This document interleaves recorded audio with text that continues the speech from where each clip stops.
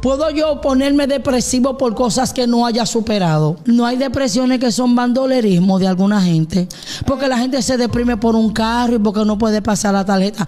Dígame qué es una depresión. Por ejemplo, yo tengo mujeres bajo asesoría mía que tienen situaciones desde niña. Y cuando tú le aplicas le haces una investigación, un estudio de campo, tú te das cuenta, manita, pero es que tú no estás bregando con un demonio. Tú tienes heridas que tienes que sanarlas. Tú no tienes un demonio de depresión. Tú no estás poseída, tú no estás endemoniada, tú no tienes una metresa, tú no tienes una cautividad de una entidad que está gobernando tu alma. Tú tienes heridas que tienes que sanarlas. Tú tienes capítulos de tu vida que están fragmentados y tú necesitas que todo ese capítulo se recopile.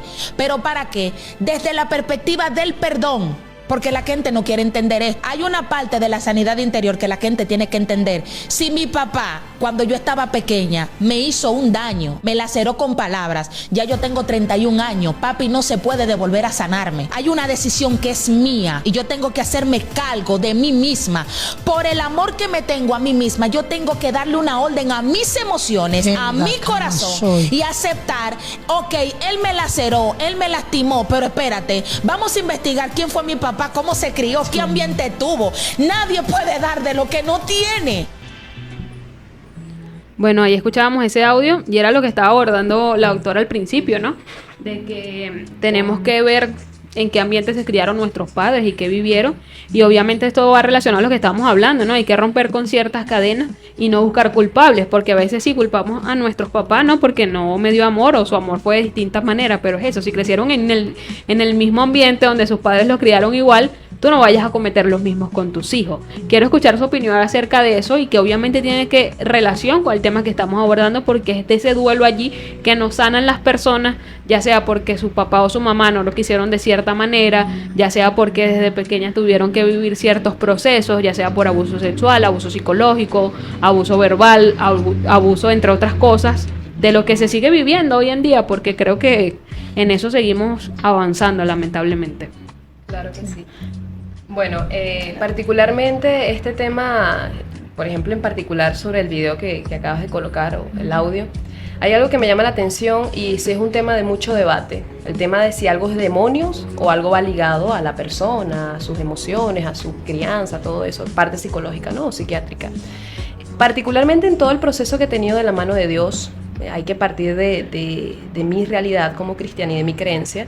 Nosotros sí somos partidarios de que hay demonios, ¿ok? En nuestra religión, cristianismo, sí partimos de que hay cosas espirituales que no podemos ver y que hacen daño, ¿ok? Entonces, en el caso de la psicología, ¿qué es lo que Dios me ha enseñado? Porque evidentemente yo también les he hecho preguntas a Dios tipo, Señor, pero hay gente que yo he visto en estados de, emocionales, tal vez de depresión, de ansiedad, porque trabajo con los muchachos en las calles, muchos de ellos vienen de haberse ido de su hogar, están heridos, están perturbados. Pero sí, el Señor me ha mostrado que sí hay cosas en el mundo espiritual que sí pueden afectar a las personas, que sí pueden perturbarlas, hacerlas decir cosas. Y uno lo puede ver no solamente porque hay demonios de depresión, pero también está la depresión psicológica o psiquiátrica, que es algo que yo viví y no era que estaba endemoniada. Era porque sí tenía un proceso de heridas, de pasado, sanidad mental, psicológica, procesos que iban ligados a mis emociones y que yo no sabía cómo sobrellevarlo porque tenía desconocimiento desde el punto de vista psicológico. Dios llega a mi vida y me empieza a dar herramientas. Sin embargo, he visto casos de muchachos allá afuera que si bien están deprimidos, hay muchas cosas que van más allá de eso. Conductas, actitudes que tú dices de agresividad, pero no es cualquier tipo de agresividad, sino van cosas de querer matar, que uno dice esto va más allá de algo psiquiátrico o psicológico. Entonces, desde mi postura y desde lo que Dios ha puesto en mi corazón, sí hay casos en donde pueden ser demonios o no pueden ser demonios. En la mayoría de los casos de las personas, como bien estamos hablando del tema de generacionales, desde el punto de vista cristiano le decimos maldiciones generacionales, pero prácticamente es lo mismo. Sí hay muchos casos que van ligados al aprendizaje, a la conducta. Dios en todo mi proceso, conociéndolo y conociéndome a mí misma, Él me ha mostrado conductas que tengo desde la niñez que no había detectado hasta que empecé a meditar en mi formación, hasta que empecé a ver, o Dios me empezó a mostrar cosas que habían en mi corazón, actitudes que había repetido de mi papá inconscientemente, situaciones ligadas a la falta de perdón, como decía creo que la señora que está entrevistando allí también es cristiana, pero psicóloga cristiana, algo así. Sí, ligadas a mi formación, ligadas a mi entorno. Por ejemplo, yo crecí en un barrio, evidentemente escuchaba, era normal que, ay, mataron a aquel, o sea, eso era normal. Todo eso va ligado a mi entorno, a mi familia, a mis antepasados. Entonces, evidentemente, sí hay cosas que podemos sanar, que van ligadas a las emociones. Claro, en mi caso, y siempre lo digo, de la mano de Dios siempre es mejor, porque sientes como que tienes 24/7 a esa persona a tu lado escuchándote, porque hay momentos en donde yo siempre digo, y con todo respeto a los profesionales, hay momentos en donde no va a estar tu psicólogo para escucharte, pero siempre va a estar él para escucharte. Entonces siempre digo que todas las herramientas que nos ayudan a crecer y a vencer esas maldiciones o bien patrones generacionales, cadenas generacionales, maravilloso, eso es buenísimo. Vamos a escuchar la opinión entonces de la autora. No, bueno, a mí me encanta esa persona del video. De alguna manera yo creo que hay algo importante, ¿no? Que tenemos que separar lo que son emociones naturales. O sea, el tener temor, el tener miedo a la incertidumbre de, bueno, mi próximo trabajo, el miedo que va a pasar de mí después de que esta persona no está. Eso se escucha mucho en el duelo. Y es que de alguna manera identificamos que hay una transformación de nuestra rutina, de nuestras costumbres del día a día. O sea, cuando hay emociones naturales, que es la tristeza, no tiene nada que ver con lo que ya hablamos, que es una enfermedad, que es la depresión. Primero separar eso, porque no está triste, está deprimido. Eso se ha normalizado. Yo lo he muchísimo. escuchado mucho, sí. Y es grave porque es muy diferente. De hecho, yo puedo estar triste sin necesidad de que eso sea una patología. ¿Cómo le digo a una persona que acaba de perder algo, cualquier cosa, hasta, bueno, perdió el celular, que no esté triste? Es natural estar triste, es natural llorar, tener, yo a veces, bueno, es diferente que tú me digas que tienes un llanto fácil, que las personas te hablan y ya lloras. No, ya hay un agotamiento emocional, ya hay algo que estás somatizando, ya ahí estamos hablando de otros patrones, pero tenemos que empatizar con las emociones, con estar bravo, con de repente de alguna manera decir, bueno, me estoy cansado. Eso también es válido en el cuerpo. Entonces, no solo la parte mental, sino también llevarla acompañada de la parte física. De, bueno, quiero estar en cama todo el día porque tuve una pérdida. Por supuesto, es que puedes durar 3 días en cama si quieres. O sea, no sé, deprimido que se quedó encerrado en el cuarto. Ya va, tuviste una pérdida. Entonces, yo creo que primero tenemos que también no patologizar todo proceso. Entonces yo creo que ahí es donde viene la separación, asumir que hay cosas que están permitidas, que son naturales, y hay otras que ya cuando hay alarmas, hay signos, hay cosas que, bueno, no estás comiendo, te estás autodestruyendo, te estás haciendo daño, ahí sí necesitamos buscar ayuda. Entonces cuando ya determinamos eso, yo creo que también es responsabilidad de las personas que están en nuestra primera red de apoyo, ¿no? Claro. Pero es eso, porque como no se tiene el conocimiento, es diferente, es decir, está encerrado porque peleó con el novio, se separó y de alguna manera está triste, vamos, no, pero ya tiene 1 mes, 5 meses, no se baña, no, ya va, ya esto se pasó a otro límite. Y bueno, y para complementar un poco lo que decía Génesis, y lo decíamos hace rato acá en la pausa, todo lo que ayuda es beneficioso. Sí. Si a ti te gusta orar, rezar, si te gusta ir a una iglesia, adelante. ¿Por qué? Porque todo lo que te pueda ayudar, y el sume, bienvenido sea. Yo creo que hay algo importante, y es que yo de repente a mis pacientes siempre les digo, hagan ejercicio. Pero doctora, tú pareces nutricionista. Yo no, porque tomar agua, uno cree que no, hasta cómo alimentamos nuestro cuerpo es parte de nuestra salud mental. Claro. Y de hecho la Organización Mundial de la Salud lo dice, no existe salud si no tenemos salud mental y salud física. No podemos tener una sin la otra. Claro, y un tema muy interesante que a mí me gusta hablar, y de esto se trata en general el programa de Efecto Motivacional, y es de la inteligencia emocional. Es eso, ¿no? Saber entender y reconocer nuestras emociones y en qué capítulo de nuestra vida estamos. Y con esto abro un paréntesis, creo que lo abordemos rapidito, que es el tema de los procesos, que lo estamos hablando desde el bloque anterior, porque yo creo que la vida se trata de eso, ¿no? Y hay que saber entender, obviamente desde el lado donde está Génesis, y no quiero que se vea como apartado, porque hay mucha gente que lo aparta con tipos de religiones o no. No, señores. Mire, todos necesitamos vivir un proceso, ya sea un proceso de duelo. Cualquier proceso que estamos viviendo nosotros en nuestra vida es para aprender. Aunque en el principio, 3, como decía la doctora, pueden pasar hasta 8 meses, 1 año, donde nosotros no entendamos ni el por qué, ni el para qué. Eso nos va a servir de algo. Si juntamos a todas las personas dentro y fuera del mundo digital, tienen todo algo en común. Y es que todos aprendieron de ese proceso. Ya sea porque se les perdió la casa en una tragedia, el carro se lo robaron, se les murieron sus padres, las mascotas, los hijos, todo eso tenemos que vivirlo. Obviamente no todo es igual, ¿no? Y a todos no nos va a tocar lo mismo porque todos somos distintos, aunque para los ojos de Dios todos seamos iguales. Hay que entender eso, que también no todos somos iguales dentro de un proceso. Por ejemplo, como decía la doctora, o sea, yo me puedo deprimir, qué sé yo, o puedo estar triste, para no utilizar el término de depresión. Yo puedo estar triste durante una semana. Hay otra persona que puede vivir el duelo de distintas maneras. Ahora, ¿cómo es ese proceso, no? ¿Para qué nos ayudan esos procesos? Porque es importante pasar por una pérdida. Eso lo hablaban también en varios podcasts en las redes sociales, donde hablan de las relaciones de pareja, ¿no? Te tienen que romper sí o sí el corazón para que tú puedas entender y amarte a ti misma, como te pasó en tu caso. Entender que o no estabas preparada para eso, una etapa que quieran adelantarse, porque la juventud de hoy en día, y ese tema se ve muy importante en las redes sociales, y al final lo abordamos, porque los jóvenes de hoy en día quieren todo rápido.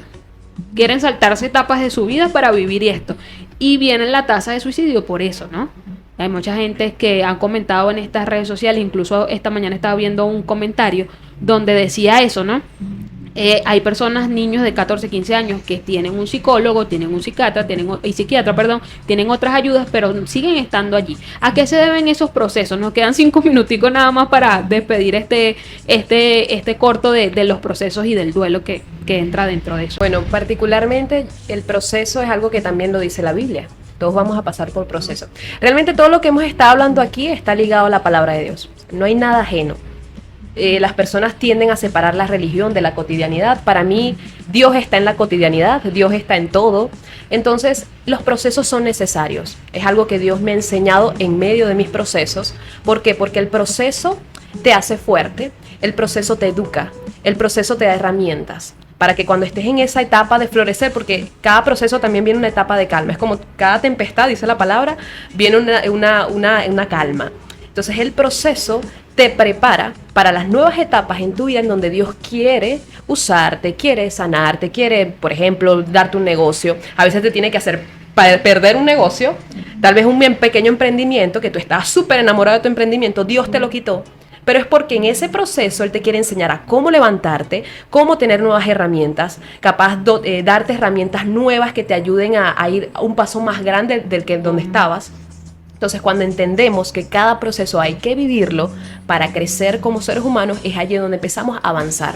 ¿Por qué? En mi caso en particular, y ya para ir cerrando, cuando el Señor me pasó por un proceso, yo entendí que todo eso iba ligado a lo que estoy viviendo ahora, que puedo hablar de las personas de lo que es perder, que puedo hablar de las personas de lo que es, y más en mi trabajo, ¿no? Que es ayudar a las personas en las calles, en las comunidades. Entonces, ¿cómo yo voy a ser una persona de consejo, de testimonio, de lo que es, oye, yo sé lo que tú pasaste, yo puedo empatizar contigo si no pasé por allí?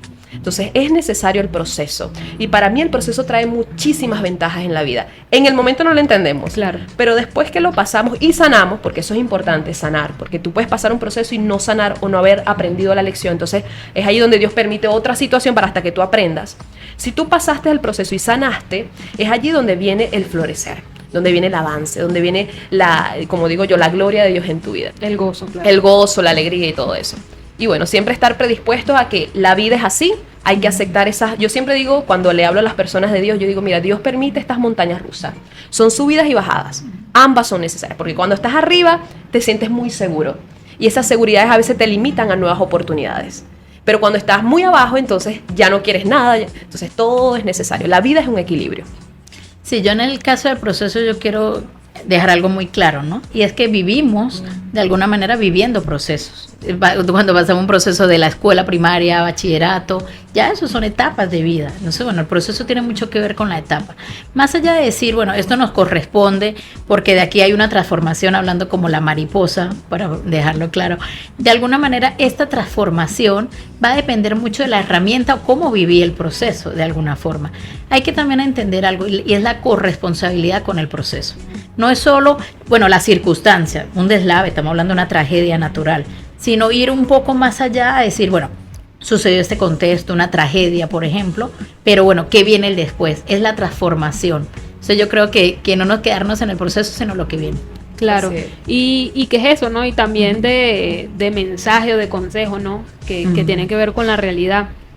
Mira, si hoy estás pasando por una situación, ya sea pérdida de trabajo, de un duelo, o porque no tengas un ingreso necesario para tus necesidades físicas, que todas las tenemos, que mayormente el salario acá no alcanza y uno tiene que rebuscarse por otras cosas. Hay que vivir esas etapas, como bien lo decía Génesis, como bien lo decía la doctora, hay que pasar por eso para aprender de ello. Es bien como lo decía Génesis, o sea, la manera de empatizar muchas personas la tienen equivocadas. No es empatizar o ponerte en los zapatos de la persona, sino tú vivir el proceso, porque ahí es donde caemos en estos consejos de amiga, donde le vas a preguntar a tu amiga que tiene 5 divorcios cómo vivir en pareja. Entonces donde caemos en esto, y es por eso poner en la balanza estas cosas, ¿no? También la mano de Dios, que es la fe, pero también la parte clínica, ya cuando pase otro proceso, como decía la doctora. O sea, la tristeza no es depresión, la alegría no tiene que ver con otra cosa. Entonces vamos a abordar esos temas y esos conceptos y vamos a dejarlo para otro episodio, porque hay que extendernos más. Vamos a ver cuándo los puedo volver a invitar, ojalá sea en esta semana,